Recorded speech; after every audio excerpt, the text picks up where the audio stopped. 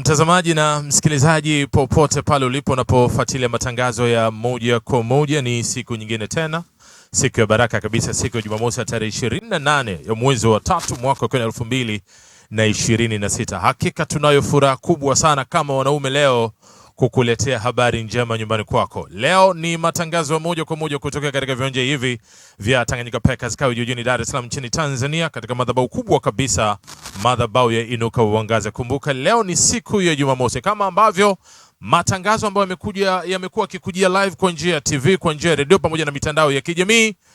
Mtumishi wa Mungu alitangaza siku ya Jumapili, alisema kwamba leo itakuwa ni siku maalum kwa ajili ya kongamano kubwa kabisa, kongamano la mwanaume lazima awe mwanaume. Na tunapozungumza na wewe hivi sasa, mpendo mtazamaji, popote pale ulipo, ni kwamba tayari Kawe pamekwisha noga. Wanaume ni wengi sana ambao wamekwisha kujitokeza katika kongamano hili kubwa kabisa, kongamano la mwanaume lazima awe mwanaume. Nichukue nafasi nzuri kukukaribisha tu popote pale ulipo, ndugu mtazamaji pamoja na msikilizaji, wewe ambaye unafuatilia matangazo ya moja kwa moja. Muda mchache kutoka hivi sasa, mtumishi wa Mungu Mtume Boniface Mwamposa Bulldozer atakuwa yuko live katika viwanja hivi vya Tanganyika Packers Kawe jijini Dar es Salaam. Nikukaribishe, kama uko mkoani, kama uko nje ya nchi yetu ya Tanzania, kama uko taifa lolote lile, basi nikwambie huu ndo wakati wako wa kuinua kiwango chako cha imani.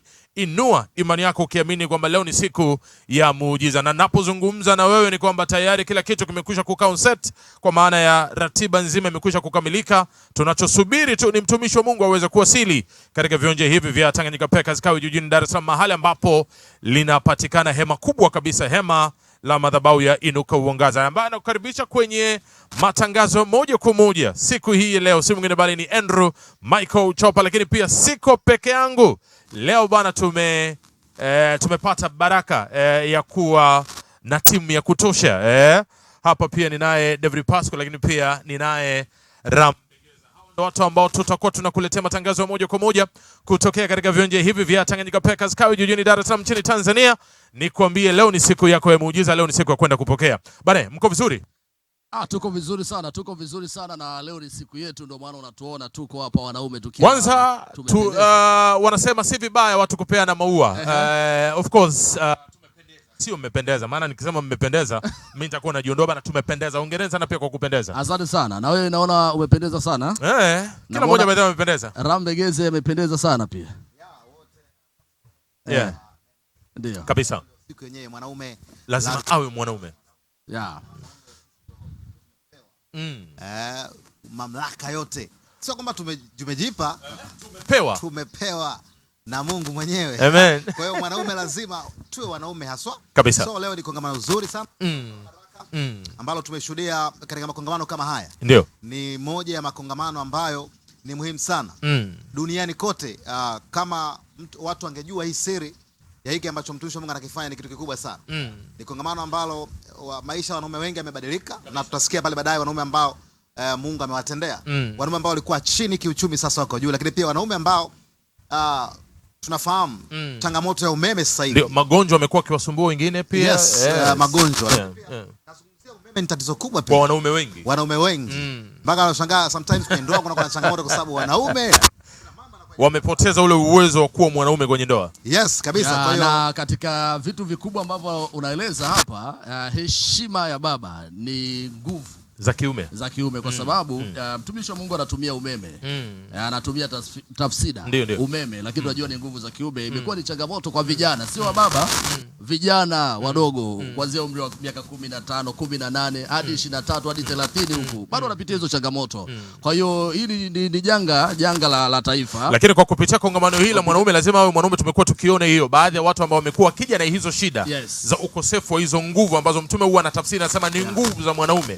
Baadhi yao wamekuwa wakiondoka kwenye hilo kongamano na majibu kabisa tatizo ambao wamekuwa kisumbuka nayo. So Mbegeze alikuwa anazungumzia miongoni mwa mambo ambayo huwa faida inayopatikana kwenye kongamano hili la mwanaume lazima awe mwanaume. Kwa habari ya ndoa nyingi, kwa ni changamoto kwa sababu ya tatizo hilo, lakini wengine wanaenda hospitali, ndio madaktari bingwa wanapambana shindikana, lakini wanapokuja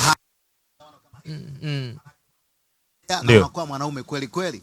Kwa hiyo leo hii hapa Kawe moto umewaka kabisa. Mwanaume ambaye uko nyumbani, kimbia haraka sana, njoo Kawe kwa sababu mtumishi wa Mungu leo ataachilia upako na utakuwa mwanaume kweli kwenye eneo hilo kabisa. na wanaume pia wako wengi hapa leo wamefika. Kila mmoja Mtazamaji ambaye unatutazama sasa hivi popote pale ulipo, kama ambavyo Rambegeza amesema, kwanza ndo maandalizi yamekwisha kukamilika. Kama uko nyumbani, na hii tunazungumza kwa upande wa wakazi wa watu wa jiji la Dar es Salaam. Kama uko Dar es Salaam hivi sasa, ni vema ukatambua nafasi ulionayo kwamba kwenye familia wewe mwanaume lazima uwe kichwa na sio mkia. Kwa hiyo changamkia fursa hii. Why? Sasa hivi tunapozungumza ni kwamba maelfu ya watu wanazidi kumiminika hapa, watu wanazidi kuingia kwa kasi kwenye kongamano hili kubwa la mwanaume lazima awe mwanaume. Lakini pia tukumbuke matangazo tutakuwa live kwa njia ya redio pamoja na mitandao ya kijamii, bila kusahau tutakuwa live kupitia Arise & Shine TV. So wakati tulipokuwa tunazungumzia kwa habari ya kongamano, ni wafahamishe tu hili ndo kongamano la kwanza lazima uwe mwanaume kwa mwaka huu. Tena huu mwaka ni mwaka ambao mtumishi wa Mungu ameachilia ujumbe wa mwaka huu. Mwaka malango yako kuwa wazi daima, usiku na mchana. Kwa hiyo mwanaume katika mwaka huu kongamano la kwanza wazi, malango mafanikio kabisa. Kwa hiyo leo ni siku muhimu sana kwa wanaume. Na mwanaume ambaye uko nyumbani kama ndio kwanza unajiunga nasi, jiandae tafadhali. Fika hapa, malango yako yatakuwa wazi. Unajua mwanaume sometimes anaweza kawa anapambana, anafanya kazi ya kuchosha usiku kucha, haoni kitu.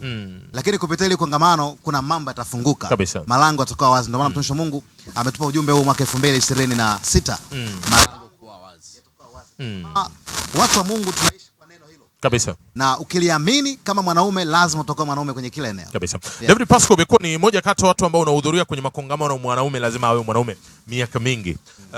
Mtume amepewa ufunuo huu, umekuwa ni baraka kwa wanaume wengi. Tumeona namna ambavyo wanaume wengi wamefunguliwa, watu wameondolewa kwenye vifungo vyao, lakini sasa hivi kuna baadhi ya watu ambao walikuwa wameinamisha vichwa vyao chini, lakini sasa hivi wanaume wengi wanatembea, vifua viko mbele. Unalizungumziaje kongamano hili la kwanza kwa mwaka huu 2026, kongamano la mwanaume lazima awe mwanaume? Yeah, of course nimeshuhudia makongamano mengi sana ya mwanaume lazima uwe mwanaume, lakini nimekuwa nikiona namna ambavyo wamekuwa wanaume wakitendewa na wakipata majibu papo kwa papo. Tumeona wanaume wengi wakitoka hapa wanaenda kufungua makampuni. Sio tu kampuni, wanaenda kufungua makampuni. Sio tu kuajiriwa, wanaenda kujiajiri. Sio tu kujiajiri, wanaajiri wafanyakazi wengi, lakini pia wanakuwa na nguvu ya kiuchumi na pia wanarejeshewa ile mamlaka. Hasa mtumishi wa Mungu anasema identity, utambulisho. Wengi wamerejeshewa na yule ambaye amewahi kufika kwenye kongamano la mwanaume lazima mwanaume. Hakika leo hapaswi kabisa kukosa kufuatilia kupitia TV, radio mbalimbali, mitandao ya kijamii. Wale waliofika hapa pia wanakuwa na nafasi ya kuweza kuelewa. Mtumishi wa Mungu ameeleza kwa sasa kumekuwa na wimbi kubwa sana la vijana wengi kupoteza utambulisho wao. Wengine sasa wanataka na wao waingie wafanane na wanawake. Ameeleza mtumishi wa Mungu, wengine wanataka wafanane na wanawake. Mwanamke akipaka wanja na yeye anataka, mwanamke akipiga wigi na yeye anataka apige wigi. Sasa mtumishi wa Mungu amesema hizo nguvu zote anaziondoa na hazitakubalika hapa. Kwa hiyo leo naamini ya kwamba kila aliyofika hapa anaenda kutendewa na kujibiwa. Kama ni nguvu ya kiuchumi, unaenda kuboresha katika eneo hilo. Kama umekuwa ofisini kwako upandishwi mshahara, upandishwi cheo, yani wewe umekuwa ni wakulia tu, wa kustruggle miaka yote. Kama umekuwa ukifungua biashara, biashara yako haipandi na shuka, leo watu wanafunguliwa hapa. Lakini pia wale ambao wanalalamika kuhusiana na ndoa zao kuharibika, unajua masingle mothers ni wengi sana, lakini pia hata masingle fathers ni wengi sana Dar es Salaam. Sasa leo watu wote, leo wanaume waliofika hapa wanaenda kufunguliwa, naamini hilo. Kwa hiyo naamini watu waliofika hapa leo watazungumza hapa kile ambacho pia wao wametendewa na wanatarajia nini katika kongamano. Kabisa kabisa. Rambegeza, unapata picha gani wanaume pindi watakapotoka kwenye kongamano hili? Unaamini watakuwa ni watu wa namna gani? Wale ambao tayari wameshakanyaga kwenye viwanja hivi na wale ambao wanafuatilia kongamano hili TV, radio pamoja na mitandao yani mara baada ya kongamano hili kuisha? Kwa jinsi ambavyo nimeshuhudia makongamano mengine ambayo mtumishi wa Mungu kwa neema aliyopewa amekuwa akiyafanya hapa, nimeona mabadiliko makubwa sana. Kwa hiyo kwa kongamano la leo, baada ya mtume kuachilia upako, naona kabisa wanaume wengi wanakwenda kurejea kwenye bustani ya Edeni. Kwa sababu unajua kuna mambo mengi ambayo yalifanyika baada ya makosa kufanyika pale. Kwa hiyo wanaume naona wengi wanarejea kwenye bustani ya Edeni, na kurejea kwenye bustani ya Edeni maana yake wanarudi kwenye umiliki wao baada ya mtume leo kuachilia upako. Unaona hata kwenye familia tu, kwenye familia unashangaa sometimes mwanaume bado ile nguvu aliyopewa na Mungu toka kipindi hicho imepotea. Mwanaume hana tena kile kitu ambacho Mungu alikuwa